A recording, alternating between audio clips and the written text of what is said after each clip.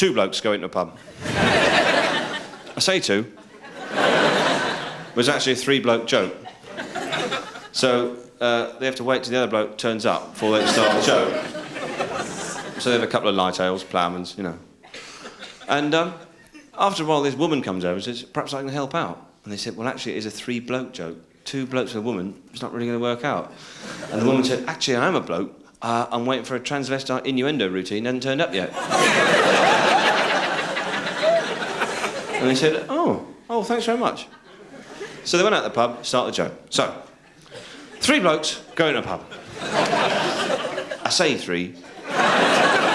One of them's actually dressed as a woman, but technically, he's a bloke underneath, so on paper, we're all right. So,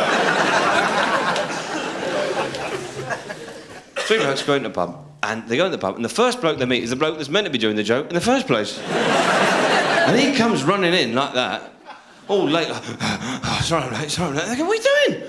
We had to start the joke without you. And he said, I'm sorry. And he said, who's this woman? He says, not a woman, it's a bloke who's very kindly agreed to help out. Why were you late? And he goes, well, I was in a shaggy dog story. The bloke spun it out, milked it. I couldn't get away. And he said, well, you sit down and shut up, right?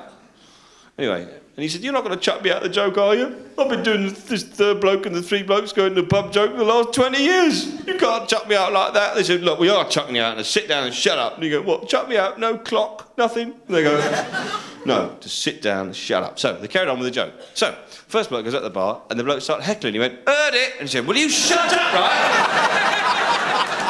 Of course you've heard it. You've been in here for 20 years. And he said, right.